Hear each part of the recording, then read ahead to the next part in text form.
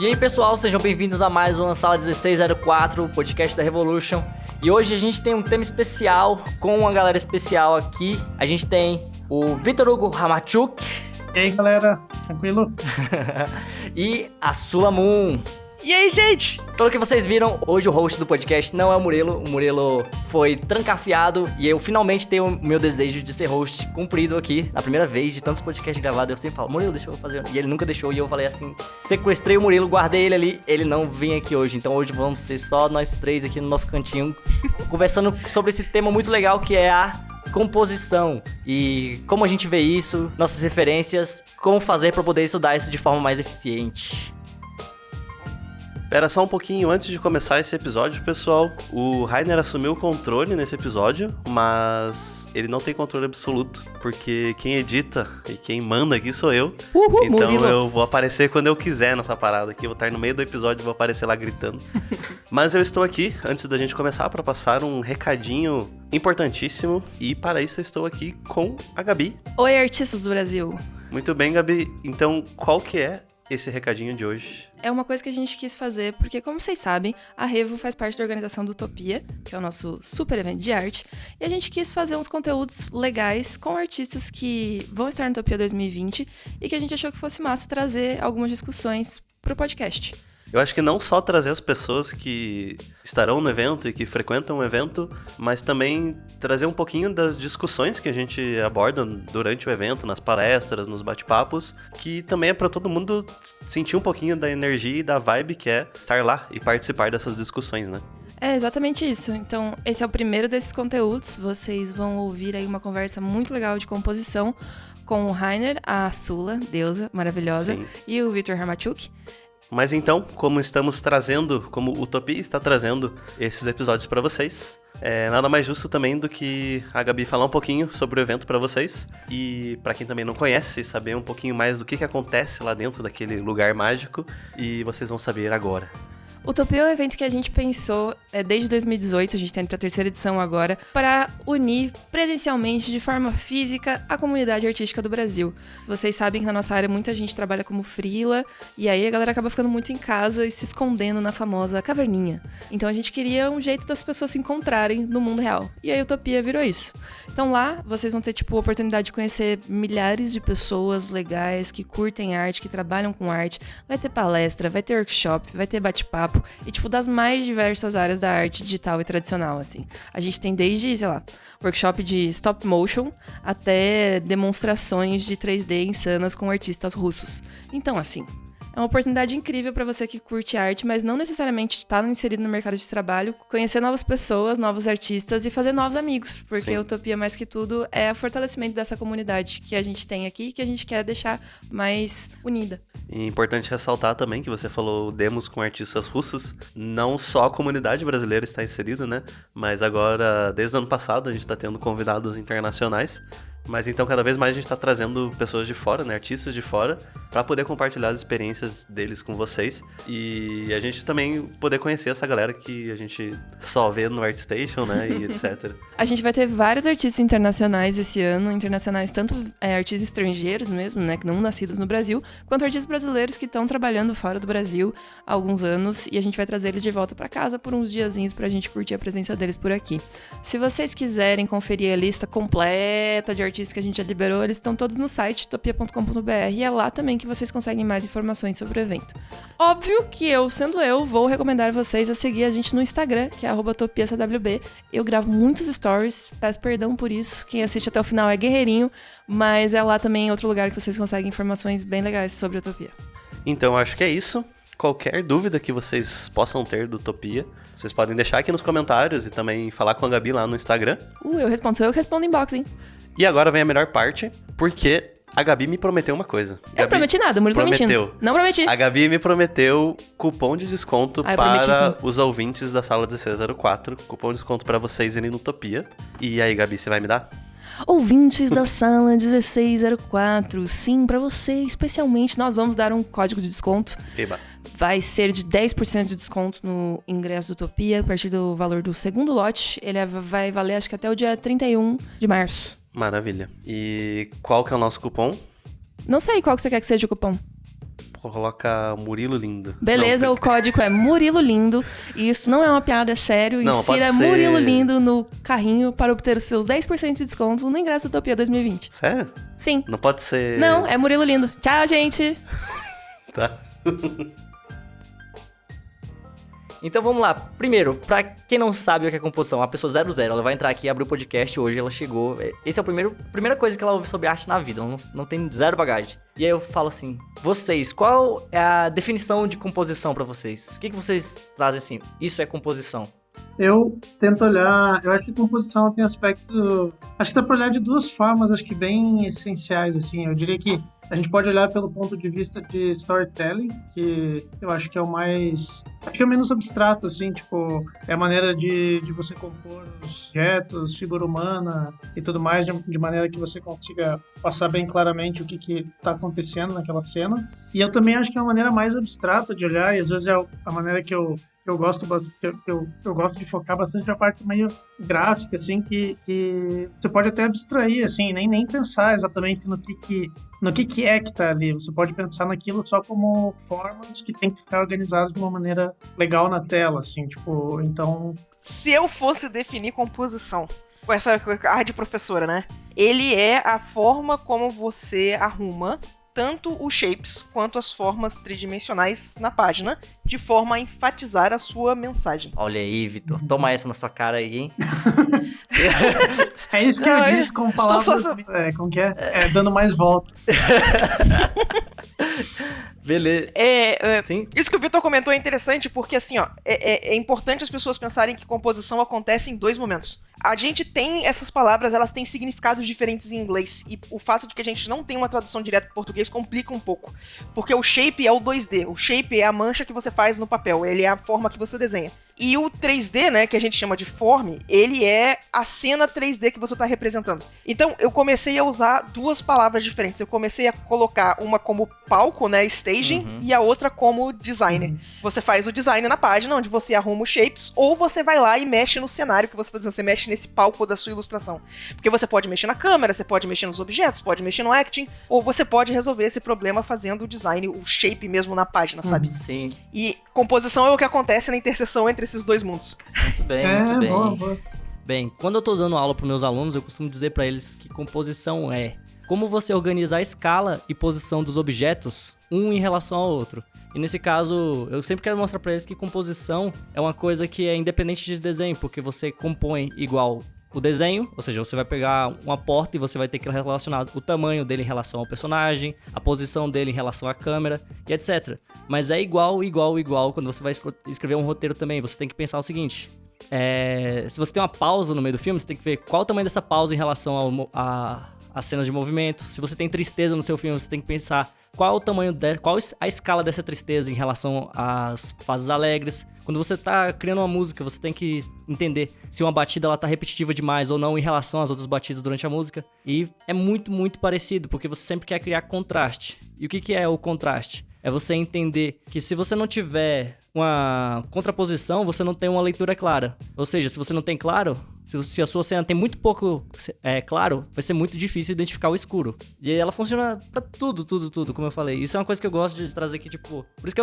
eu até... Se fossem tiradas todas as minhas habilidades artísticas e eu tivesse que escolher uma só pra ficar no final, eu ia dizer que a única que eu queria não perder de forma alguma é a composição, porque ela não serve só pra desenho na minha vida, ela serve pra desenho, pra escrita. Se eu fosse aprender música, quando eu vou cozinhar, tudo leva composição, porque é como você cria contraste entre os objetos pra dar a leitura pro que você quer mais que apareça no final.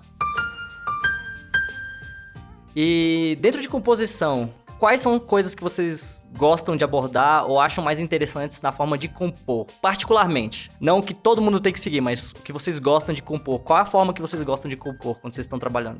Bom, eu gosto bastante de trabalhar. Eu acho bem difícil enxergar a composição.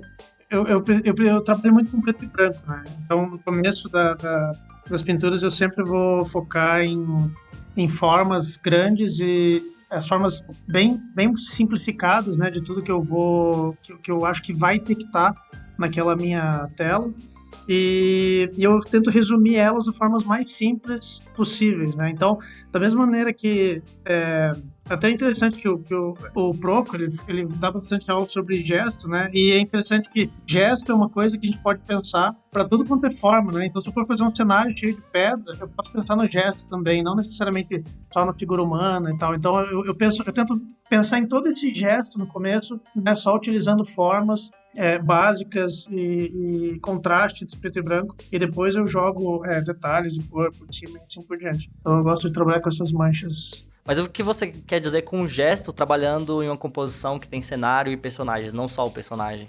Entendi o que você quer dizer. O gesto, acho que o que a gente pode chamar de gesto numa composição inteira, né, não só no corpo, na figura humana, é meio que o fluxo, a gente pode pensar como se fosse o fluxo da visão do espectador, né? A gente pode pensar nesse gesto como as formas que se juntam umas às outras ou sobrepõem umas às outras, né? O tipo de sensação que essas formas elas estão passando.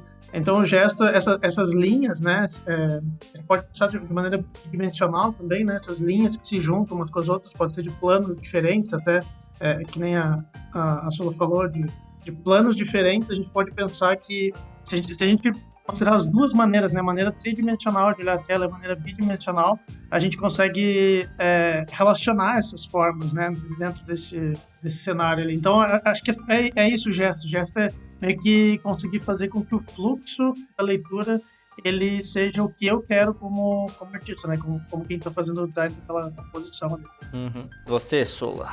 Então, eu trabalho de um jeito bem parecido, na real. Eu sou uma pessoa que sempre foi muito modular na minha forma de pensar. Eu acho que algumas vezes alguns fundamentos entra em conflito com o outro na hora que você está produzindo, sabe? Então, por exemplo, se você vai focar 100% em forma, o gesto endurece.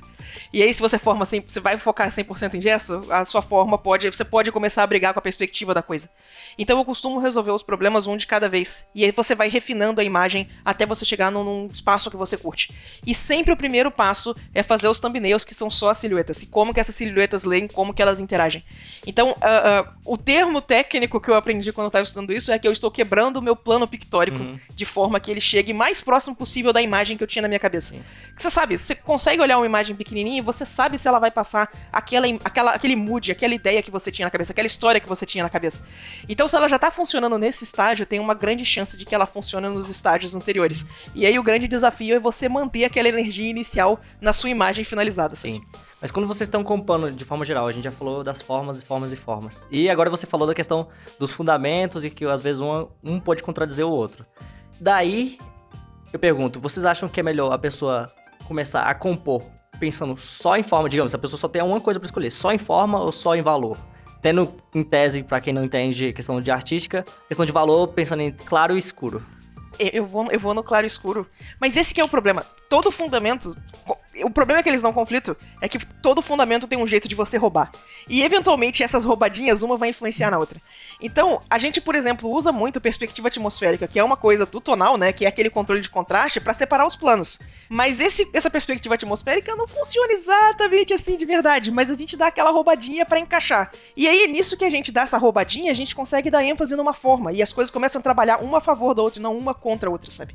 É divertido. Eu acho que com relação até essa coisa da composição, por exemplo, eu acho muito difícil eu compor quando eu começo a passar, quando eu coloco aquele grid inteiro de perspectiva, logo no começo, assim, da minha composição. Eu lembro que quando eu comecei a estudar mais, assim, perspectiva a fundo, eu lembro que as minhas composições viravam um monte de caixa e cubo e quadrado. Eu não conseguia fazer com que a minha composição saísse daquele grid, sabe? Porque o grid tá ali, né? Então, eu acho que isso, por exemplo, são dois fundamentos aí que às vezes eles...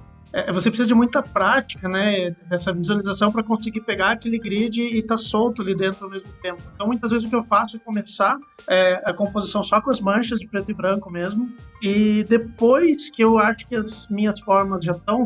Eu chuto mais ou menos a perspectiva, né? Depois que eu sei que as minhas formas estão no lugar certo, eu já estou com a composição bem encaminhada em preto e branco, daí sim eu jogo o grid de perspectiva para consertar algumas dessas coisas, né? Porque Exato. né, tem muito isso, de você jogar aquele grid ali, de travar completamente. Então, é um tipo de, às vezes, de fundamento, né? Que contradiz o outro, atrapalha o outro um pouco, de vez em quando. É um jogo de balanço, né? Quanta ênfase você vai dar em cada lado. Eu também faço bem desse jeito. Eu começo com um gesto bem solto da imagem, e aí eu encontro o grid que funciona, vou refazendo a cena dentro daquele grid, que agora já tá na câmera, já tá no ângulo que eu quero, e aí você vai achando o meio termo. E claro, por isso que eu tô falando que a gente acaba limpando o esboço várias vezes, porque eventualmente nesse processo seu desenho vai endurecer, sabe? Então não tenha medo de ir lá e dar uma puxada no gesto de novo, dar uma puxada sabe, passa nos Liquify, manda uns Ctrl+T e faz esse negócio ficar massa. Massa.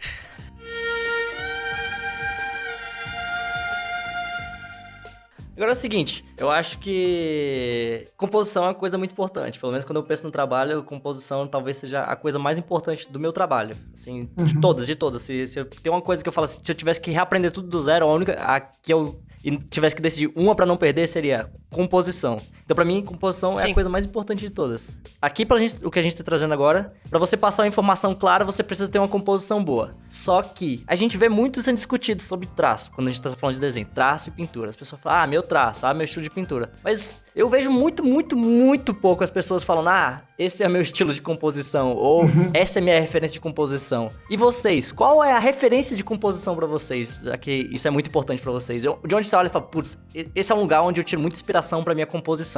Composição por si só, independente do desenho, independente da pintura. Eu sou 100% do cinema. Eu adoro cinematografia. Acho que o pessoal faz miséria com o uso de câmera e a forma como eles usam luz pra blocar uma cena, sabe? Então, a coisa que eu mais estudei de longe foi cinematografia. Ponto e vírgula. Dito isso, eu tenho estudado muito quadrinhos hoje em dia. Quanto mais eu vejo essas soluções que o pessoal europeu coloca na página, que o pessoal japonês coloca na página, mais fascinado eu tenho ficado, exatamente por eles não estarem presos na cinematografia, os outros tipos de soluções e linguagens que eles têm explorando. Mas no meu trabalho de ilustração, a pegada ainda é muito cinema. Eu estudei muito por lá, sabe? Eu sou fascinada por como que você consegue enfatizar a história que você tá contando usando câmera e usando luz.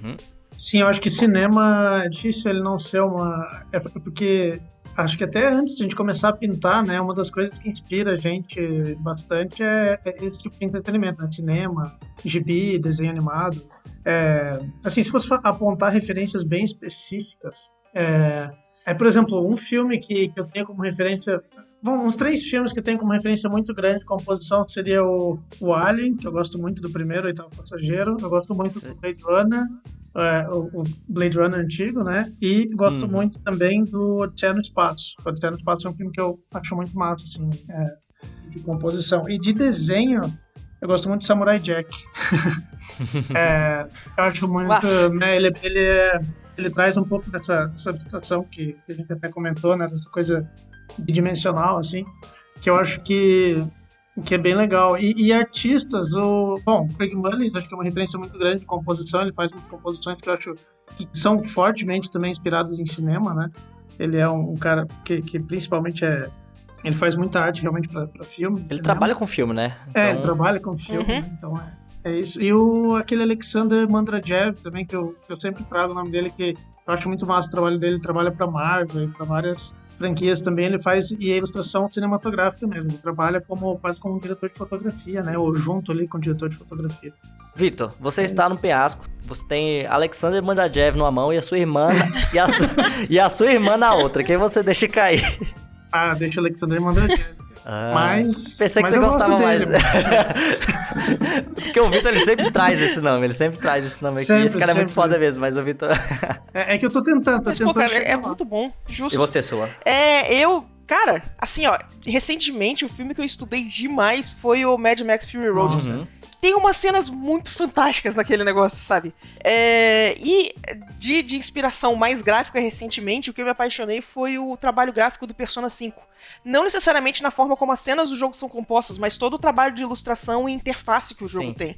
Ele tem umas soluções gráficas geniais, sabe? Então eu tava tentando trazer um pouco dessa leveza, desse dinamismo, desses shapes que eles têm pro meu trabalho. Mas, nossa mãe, sabe? Dá trabalho esse negócio. Parece que é pensar dos avessos. Pra quem veio muito do realismo, você pensar 100% 2D assim, cansa o cérebro da gente, sabe? Pois é muito legal, acho que pensar nessa perspectiva que esse jogo trouxe aí de jogo. Igual você e o Vitor trouxeram e falaram, jogo, quadrinhos, gibi. Igual, minha única referência é cinema e animação. Eu jogo algumas coisas e tal, mas elas não são referências fortes pra mim de composição. Pra mim, sempre que eu penso cinema, assim. Seja live action ou animação. Pra mim é basicamente a mesma coisa, na verdade, então eu nem diferencio muito. Então falo só que a única referência que eu tenho... Não que eu tenho, eu absorvi várias coisas, mas o que eu consigo olhar e falar assim, não, essa é a minha referência, é cinema. Quando eu faço pensando em cinema sempre. E é muito legal trazer esse tipo de coisa, igual você falou do jogo e do quadrinho, essas coisas que saem dessa caixa.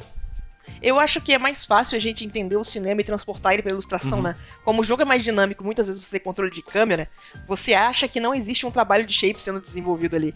Mas pelo contrário, o jogo é aquele tipo de coisa que você percebe quando é ruim. Quando você tá jogando e a jogabilidade tá sendo impactada pela falta de leitura do que você tem na tela, é porque a composição, o design da composição da coisa não tá funcionando. Então quando você vê ele funcionando, eu acho que faz parte da nossa pesquisa entender por que aquilo funciona e o que a gente pode aprender com aquilo.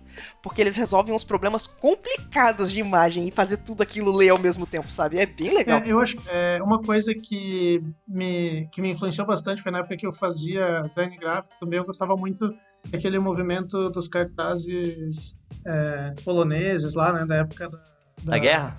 Da guerra, e tudo mais. Então, tem muita coisa, assim, de design gráfico puro mesmo, que são referências muito legais às vezes até de propaganda mesmo, design de propaganda, né? São referências muito legais de composição, de formas e coisas assim, né? Coisas antigas que a galera resolveu muita coisa, inventou muitas fórmulas e muitas coisas interessantes nessa época, né? Nossa, sim, Drew Struzan. E assim, ó, você me lembrou de toda aquela era dos posters ruins da Marvel. Nossa. Que era excelente pra você ensinar pras pessoas o que não fazerem, entendeu? Tipo, tá aqui, não faça nada disso nunca. E aí a frustração é que eles lançavam as edições de colecionador que vinham com os posters foda. As versões de IMAX, as versões internacionais tinham uns posters muito melhores. Mas os posters oficiais eram todos uma tragédia. Era incrível. Como eles conseguiam ser consistentemente ruins. Eu juro que eu nunca vou entender o que acontece com esses posters, porque, sabe, o orçamento tá ali, tipo... Eu não consigo entender apenas. Só não... Eu não conheço ninguém que trabalha nessa área, mas eu tenho a sensação que ele é um pouco dogmático. Dogmático no sentido assim, acredita-se que é isso que vende. O pessoal passa o design pelo teste de público. E aí, tudo que preenche o checklist no final vai sair daquele jeitinho publicado, sabe? Então, ele cai no problema do design por voto. A gente sabe que isso não costuma ser uma boa solução. Ele talvez seja uma solução segura, mas ele não é a melhor solução em questões de design. Você tem que assumir os riscos, você tem que fazer umas coisas loucas pra coisa realmente se destacar, sabe? Senão acontece aquilo.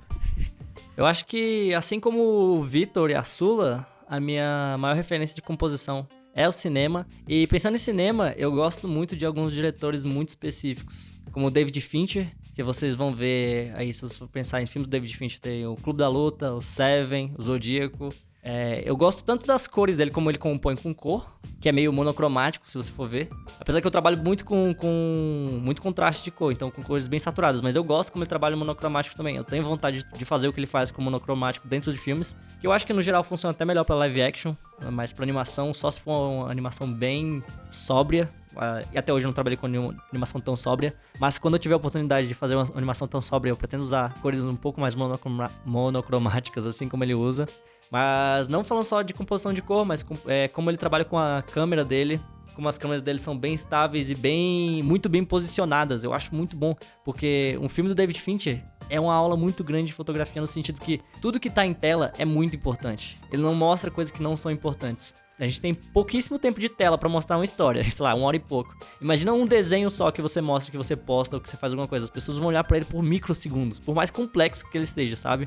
As pessoas scrollando no Instagram, no ArtStation, ou no que é que seja, se eles não estiverem estudando o seu desenho, se for realmente só aquele negócio de passar o olho e bater, as pessoas não vão ficar mais do que 5 segundos no seu desenho. Ou seja, o que tem que ser importante tem que estar muito óbvio. Então, o David Fincher, e como ele dirige os filmes dele, é uma grande, grande influência pra mim em relação à composição. A gente tem outros artistas também que a gente pode olhar, assim como os filmes do Wes Anderson, que ele trabalha bastante com uma composição simétrica. E é bem interessante. Eu não sei se eu chego a ter como referência, mas eu gosto bastante do que ele faz e às vezes eu gosto de trazer essa simetria também dentro das minhas composições, principalmente pensando quando fazendo storyboard ou alguma coisa assim pro filme mesmo. Mas quando eu vou fazer uma ilustração só, eu evito que ela seja simétrica. Então, se for falar de gosto, eu gosto de composições mais assimétricas. Apesar de que eu gosto bastante de simetria, então fica aí essa confusão pra vocês pensarem.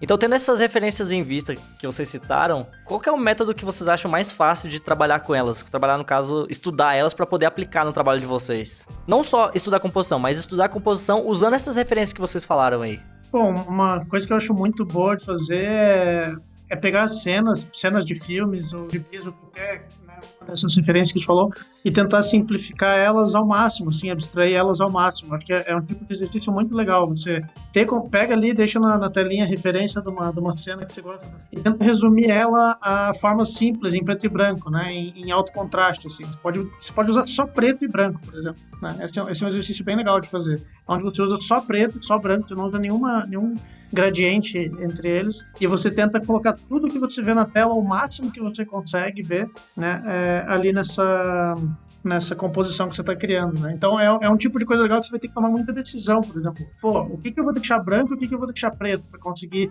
mostrar essa cena, né? Tem algumas cenas que são mais complicadas de fazer isso, outras são um pouco mais simples, mas é um exercício muito, muito bom e a gente quebra muito a cabeça e eu acho que é justamente isso que a cabeça está tentando fazer, sabe? Encaixar valor claro e escuro e encaixar essas coisas na composição. Acho que é um dos melhores exercícios que eu já fiz para esse tipo de coisa. Uhum.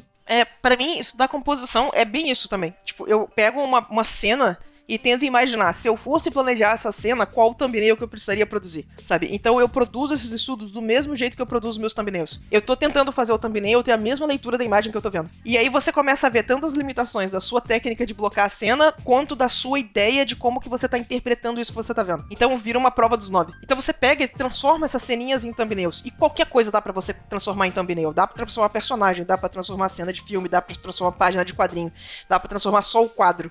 Então, à medida que você vai fazendo esses estudos, você vai começando a ficar consciente de como que você lê a imagem. O que seu olho está seguindo na página, que é o fluxo que o Vitor comentou, sabe? Se a gente consegue perceber esse fluxo, se ele consegue perceber esse caminho que ele está formando na imagem, a gente consegue começar a criar controle nele nas nossas imagens também. E aí você começa a ver como é que você planeja para você conseguir fazer esse movimento na sua imagem, sabe? Uhum.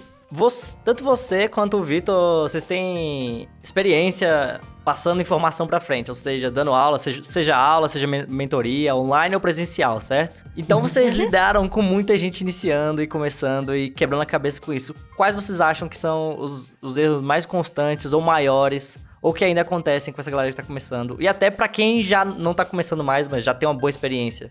Eu acho que até eu tinha comentado no começo aquela coisa de você manter, essa é uma das coisas, eu acho, mas você manter a energia inicial da sua composição, acho que isso é muito difícil de conseguir, sabe? Porque quando a gente faz um gesto ali na forma e tal, a nossa cabeça, ela preenche um pouco aquilo, né? A gente tem aquela energia do traço inicial ali, aquele gesto mais simples, né? E para você renderizar aquilo, né, trazer todo o detalhe, toda a textura, toda a luz, e manter aquela energia daquelas formas básicas, isso é muito difícil de fazer. Então, eu acho que uma das principais coisas seria essa, né? Principalmente quando a galera está trabalhando com um trabalho que é bem indo para uma coisa mais renderizada, né? Eu acho que não sei se isso se aplicaria tanto por exemplo, Samurai Jack, que já é uma coisa que é bem mais, ela já é bem gráfica, né? Mas eu acho que é uma dificuldade, principalmente quando as pessoas têm... com certeza também rola no Samurai Jack, mas principalmente quando a galera vai renderizar as coisas e acaba perdendo aquela energia inicial. Acho que é a principal coisa, assim, que eu vejo acontecer. A galera não sabe aonde que saiu do controle, né? Aquele processo.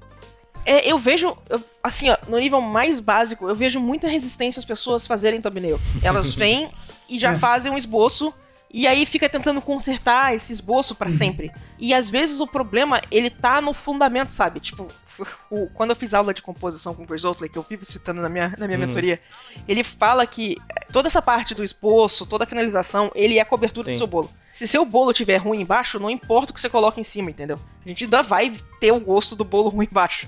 Então, você tem que cuidar dessa fundação. Você tem que cuidar da estrutura. Não adianta você ficar insistindo em consertar um esboço se a sua estrutura não tá no lugar. Então, a primeira coisa que você faz é um thumbnail que funciona. E aí, as outras duas coisas são, as pessoas fazem 5, 6 thumbnails e acham que é o suficiente. Principalmente quando você começa a estudar, quando você está começando a entender composição, vocês vão ter que fazer mais thumbnails do que isso. Assim, ó, a minha orientação é, não existe ideia boa ou ruim, só existe ideia no papel. Depois que ela tá no papel, você julga ela. Mas pega todas as ideias que você teve e coloca no papel. Ah, não funcionou, tudo bem, guarda ela, vai pra próxima. Porque aí vai ficar muito mais claro pra você por que aquilo funciona ou por que aquilo não funciona. E muitas vezes você vai ver uma coisa que é melhor do que você esperava, mas você só conseguiu ver o lado bom porque você colocou no papel. Então coloca tudo no papel e julga tudo de uma vez só, como um pacotão só. E aí você vai começar a entender como é que tá funcionando a sua composição. Então faça um thumbnail. Pois é, e uma coisa que eu trago também para os meus alunos, eu acabei de dar um curso intensivo aqui, é uma das coisas que eu mais repeti, assim, além de tudo. O thumbnail é uma coisa que é para ser feita muito rápida. Então, se você consegue fazer um thumbnail em 5 minutos. Mais do que isso, você já tá extrapolando muito a intenção do thumbnail, porque ele é para ser o mais simples do mais simples do mais simples possível. E daí, tem muita gente que vai fazer simples, só que a pessoa faz simples o thumbnail, e daí ela fica apagando e voltando e ajustando. E eu falo assim, e eu falo pros meus alunos também, não se conserta thumbnail. Porque o seu thumbnail é uma coisa tão simples e você tem uma ideia ali, você vai pro próximo thumbnail, mesmo que você traga alguma coisa positiva dali. Então é muito melhor, você ganha muito mais tempo, não mexendo nesse thumbnail e indo pro próximo, finaliza, fecha aquele thumbnail. Você não gostou do thumbnail, fecha ele de qualquer... Não abandona também, não abandone seus thumbnails. Fecha seu thumbnail e vai pro próximo, fecha o thumbnail e vai pro próximo, fecha o thumbnail e vai pro próximo. Ou seja... Você só vai adicionando e pegando o que foi bom do primeiro e passando pro próximo. Em vez de ficar tentando consertar, porque às vezes eu vejo uma pessoa num thumbnail que é super simples, mesmo assim. A pessoa tem, 4 formas do thumbnail dela. E ela tá 1 hora nele e eu falo assim, não pode ter, sabe? Porque tem muita gente que se trava também tentando deixar o thumbnail perfeito, em vez de ir pro próximo thumbnail. Não.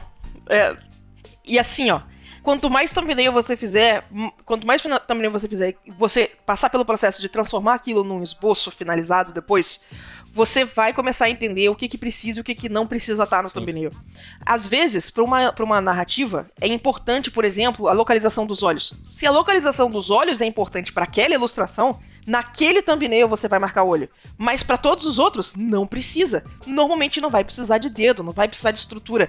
Perspectiva mesmo, o cenário, são só uns blocões lá no fundo, para você ter uma noção de profundidade. Você não precisa desenhar o cenário, sabe? Então, você tem que entender qual é a sua narrativa. E mais um detalhe também, que é uma coisa que as pessoas perguntam bastante. E depois que eu fiz esse monte de thumbnail, como é que você escolhe, né? Eu falo para as pessoas não pensarem no bom ou no ruim. Você tinha uma ideia original, você tinha uma ilustração que você queria que existisse. Qual o thumbnail que melhor representa essa ideia original? E é isso que você está tentando buscar no thumbnail. Não é, tira essa ideia de que é bom e ruim, porque bom e ruim é muito abstrato, sabe? Pergunta pro seu thumbnail o que tá contando em cada um deles. E o que melhor responder a sua história é esse que você vai usar. Exatamente. O que o Rainer falou ali da galera mexendo muito nos thumbnails, né? Uma das coisas que eu mais... quando o pessoal tá nessa etapa, às vezes eu deixo o pessoal praticando durante a aula, a coisa que eu sempre tenho que falar, já fico com a frase preparada já para falar, que é, pessoal, dá zoom out na tela, zoom out na tela.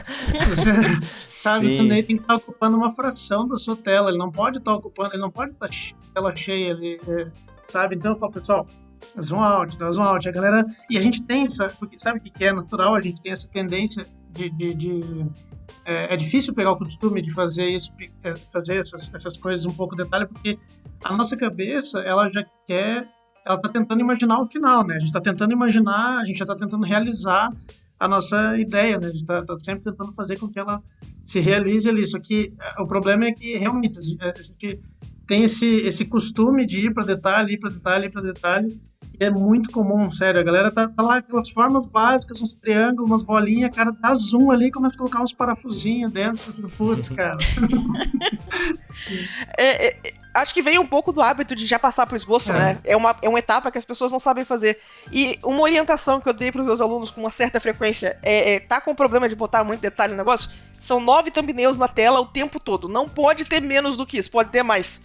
Mas se você deu zoom e você tá fazendo 4, também tá errado. 9. Entendeu? Sim. Pronto. Ajuda. Tá bom, né?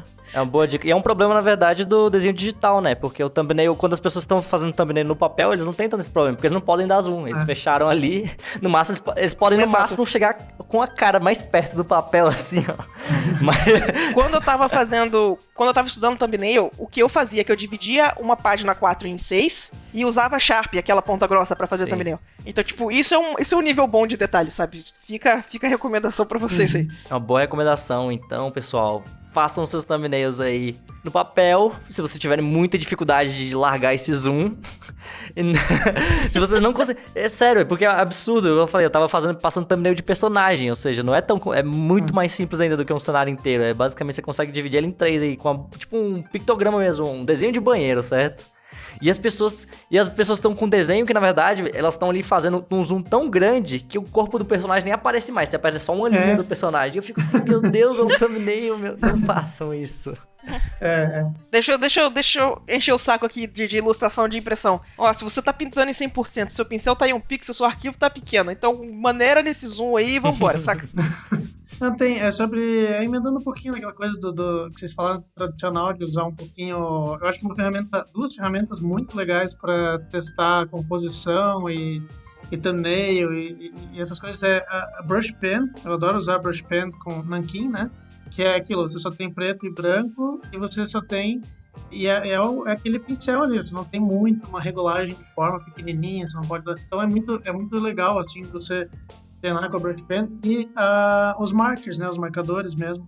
Acho que eles são um exercício bem legal de mexer com formas e formas básicas, composição no papel, que você não pode ficar mexendo demais e dando zoom nos pixels ali. Acho que é um bom exercício.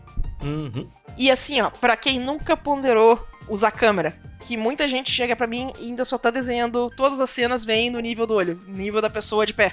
Vocês têm um trem aí chamado celular. Pega e brinca de compor essa fotografia, sabe? Vai lá, liga aqueles auxílios de composição, de dividir a telinha nos terços direitinho e faz vários estudos de ângulo. Como que essa cena fica mais interessante só mexendo na posição da câmera. Só você tendo essa lida com a câmera já vai ajudar bastante você começar a entender onde que você pode posicionar essa câmera para sua imagem ficar mais interessante. Então, estudar um pouquinho de fotografia sempre vai ajudar nesse aspecto aí também. Sim, sim. Assim como você falou, a referência do cinema é basicamente dizer que a referência é fotografia, né? Uhum. E hoje em dia todo mundo tem um celular na mão, né? Não tem como evitar. Então olha só, isso é a desculpa ideal pra você comprar os bonequinhos, entendeu? Pega os bonequinhos, bota na pose massa, tira umas fotos massa do negócio e você começa a entender como é que você usa a câmera pra ajudar na sua composição. Uma última seria que eu acho que muitas das composições seriam aquilo dos fundamentos, né? Que a gente falou no começo, às vezes coloca o grid de perspectiva, mas atrapalha no gesto da composição. Mas, ao mesmo tempo, também acontece o contrário. Tem muitas composições que, assim, eu não sei quantas vezes que a primeira coisa que eu observo numa composição mas isso aqui tá numa colina ou tá subindo isso aqui, ou você tá numa descida, onde é que tá isso? Sabe, tipo, é uma coisa muito, muito comum que realmente, a nossa cabeça, por mais que você não saiba de maneira consciente sobre o que tá acontecendo ali em termos de perspectiva, a nossa cabeça percebe que tem alguma coisa que tá errada, né? Porque ela identifica a perspectiva, assim. Então, é uma das coisas que mais eu vejo acontecer isso, ó. Horizonte, sei lá em cima, daí às vezes parece que você tá olhando uma cidade de cima, mas ao mesmo tempo tem um personagem que tá de frente, daí tem outra coisa que tá meio de lado. Você fica assim, putz, é difícil acertar essa composição também sem esse fundamento estar no mínimo próximo, né, de estar funcionando. Então tem isso também, é bem importante esses fundamentos. Né? Sim. Perspectiva, gente, sério. Perspectiva, depois que você estudar perspectiva, sua anatomia vai melhorar, prometo. Então não fica só no personagem. Isso aí. A gente aqui nos cursos da Revolution é muito comum, assim, eu trabalho aqui na Fish, que é uma sala que fica do lado do pessoal que trabalha na escola, então é meio separado, mas é junto ao mesmo tempo. E sempre chega aluno ali na parte ali pra se inscrever nos cursos e tal, e aí a galera sempre, é muito difícil, pessoal. Eles sempre querem pular os fundamentos. Eles nunca querem pegar as aulas de fundamentos. Eles querem sempre fazer aula de concept e de character design. Concept e character design. É muito difícil chegar um aluno e falar assim, eu tô aqui, eu preciso melhorar meus fundamentos. É muito difícil. A gente sempre tem que jogar eles por fundamentos. E sabe que às vezes é um caminho que até é meio natural, né? Eu acho que a pessoa ela vai ir pro concept, vai pro não sei o quê. E daí ela vai entender o porquê que ela precisa dos fundamentos, né? Porque realmente é difícil você falar assim, vai lá desenhar os cubinhos. O cara, ele não é pra isso que ele... ele teve a ideia de entrar pra concept art ou pra trabalhar com cinema, com jogo, pra fazer os bonequinhos lá e tal. Então acho que é normal. Com certeza é uma parada que... o ideal, né, seria que a pessoa já soubesse dessa necessidade e já tivesse essa noção desde o começo, mas faz parte.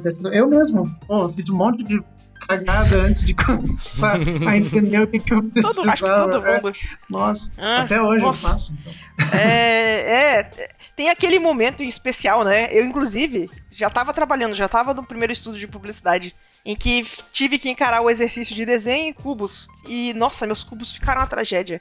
E cubo é exatamente a primeira coisa que você fala assim, não, mas exatamente. Eu sei desenhar cubo. Então, você não sabe, não. Ontem eu tava explicando o negócio de como que você sombreia um cilindro, que as pessoas acham que a posição da luz vai influenciar na sombra do cilindro. E aí você pega e demonstra pra pessoa, e a pessoa, tipo, não muda, tá vendo? Fica igual, e a pessoa... Pois é, viu o fundamento? Era desenhar as caixas e o cilindro, sabe? Então, não pula essa parte, gente. Assim, ó, na minha carreira profissional, de tempos em tempos, eu meio que faço revisão de tudo. Então, sempre que eu posso acompanhar um curso de fundamentos, eu vou junto e a gente faz o básico do exercício do lado, refaz o curso de anatomia, repensa sobre o curso de perspectiva, porque... sempre tem alguma coisa nova pra você aprender, sempre tem uma coisa nova pra você, tipo, eu tinha entendido isso errado. E, então, fazer um curso de fundamentos nunca é perda de tempo. O curso que eu dou, em geral, é o curso de Character Design e o Vitor dá o curso dele de Concept Art. Os dois cursos são cursos, no mínimo, intermediário. Eles não são um curso pra pessoa que fala assim, nunca desenhou na vida, chega lá. Se essa pessoa que nunca desenhou, ela chega lá, ela não vai conseguir desenvolver muito bem no curso, certo? E daí eu acabei de dar um curso intensivo de Character Design aqui, é um módulo intensivo da Revolution, que são 7 dias, que é das 9 da manhã às 9 da noite. Então é bem puxado. Aí no primeiro dia, eu chego assim, eu falo assim, gente, vocês sabem o que é um curso intermediário, certo? Aí todo mundo fala assim, sim, curso intermediário. Todo mundo sabe desenhar, né? Aí todo mundo balança a cabeça, sim. E aí eu falo assim, qual vocês acham que é o mínimo pra você se dizer uma pessoa que é intermediária de desenho? E as pessoas vão lá chutando suas coisas lá, precisa saber isso, precisa saber aquilo. E aí, tipo, tem gente que fala assim, anatomia e tal. E eu falo assim, não. Eu falo assim, o mínimo pra vocês dizerem que é um intermediário é o seguinte, você tem que saber desenhar um cubo, uma esfera, um cilindro e uma pirâmide em perspectiva. E aí todo mundo fala assim, aí eu falo assim, vocês conseguem desenhar isso em perspectiva? Aí todo mundo fala assim, sim. E eu já começo meu curso falando assim, eu vou provar pra todos vocês que vocês não sabem desenhar isso ainda. E as pessoas, elas ficam assim, mas como? E eu provo pra todas elas que elas ainda não estavam preparadas pra avançar. Sim. A gente avança, a gente estuda, mas aí sai todo mundo com certeza que, tipo, eu entro nesse curso já sabendo que vou ter que ajudar ela nos fundamentos, certo? E as pessoas saem do curso pensando assim, nossa, agora se eu estudar fundamento, eu vou ficar muito melhor nisso aqui que eu estudei aqui. Porque, na verdade, era o contrário. Se eu já estivesse entrando sabendo fundamento, beleza, ali a pessoa teria disparado, sabe? Então, você multiplica o seu aprendizado em milhares de vezes você sabendo esse fundamento. Eu fico me perguntando se essa noção que a gente tem, ela não vem um pouco quebrada por causa da forma como a nossa escola funciona. Nossa escola valoriza muito o decoreba. Então, tipo, você pergunta pra qualquer iniciante o que é perspectiva, eles sabem te dizer o que é 1, 2, 3 pontos de fuga. Só que quando você tá desenhando, não é uma questão de você saber a teoria, é uma questão de você saber executar. Absolutamente tudo que você desenhar vai ser uma prova de quão bem você entende os fundamentos. Tá ali pra qualquer um ver. Qualquer pessoa que domina os fundamentos consegue olhar e falar que, tipo, olha, a perspectiva não tá ali, a anatomia ainda tá dando as derrapadas. E as pessoas não entendem que isso tá sendo testado nesse nível, no cubo, no cilindro, e no, sabe? Então, fazer essas formas básicas, ele é uma forma excelente de você testar, tirar a prova dos 9 de quanto que você entendeu desses fundamentos. E ele é muito mais simples. Em vez de você tentar desenhar uma catedral inteira, você consegue ver que, opa, eu não entendi como é que projeta isso aqui, eu não sei onde é que era pra estar esse ponto de fuga, não sei quão distante os pontos de fuga estão. E aí você consegue ir afinando isso de uma forma muito mais rápida e eficiente do que você partir pra peça muito complicada, sabe? Sim. Então, enfim, eu acho que todos os podcasts da Revolution, tipo, todos, a gente sempre volta à repetição, gente. Fundamentos, as pessoas, é muito engraçado. Eu acho que, sei lá, esse aqui deve ser o nem sei qual versão já do episódio a gente tá. O Murilo pode dizer aí pra vocês no próximo episódio, mas deve ser lá, é o episódio número 300, 500, 1000. E a gente toda a vida vai repetir, gente, fundamentos. E as pessoas vão ignorar. Olha só, a gente devia fazer a camiseta do Estudo de Fundamentos, fazer um logo bem massa pra gente usar todo mundo no Utopia, entendeu? Ia ser fantástico. Pois é. Então é isso, gente. Estudem fundamentos pra vocês poderem aprender character design, concept art e composição de uma forma muito, muito, muito mais suave. A gente vai ficar por aqui. Espero que vocês tenham gostado. Deixem um likezinho aqui no vídeo. Compartilhe com seu amigo. Não deixem de deixar o seu comentário que a gente discute aqui nos nossos próximos episódios. Escrevam aí, deixem a sua opinião sobre composição e como vocês gostam de estudar essa matéria. Inclusive, tem coisas sobre composição e sobre perspectiva que ele falou muito. Tem vídeos aí também no canal da escola, se vocês quiserem dar uma olhada. Sim, a gente tem vários vídeos sobre composição. A gente tem outros podcasts que eles tocam na beirada desse tema e até em coisas que avançam após a composição. Então, fiquem de olho, compartilhem, deem like e continuem acompanhando o nosso trabalho que logo tem mais. Obrigadão, valeu Vitor, valeu Sula. Valeu, obrigado. Beijo, Então é isso aí, pessoal, espero que vocês tenham gostado e fiquem de olho aí nos próximos podcasts da Sala 1604 do Utopia. A gente se vê lá. Falou! E Falou. uhul!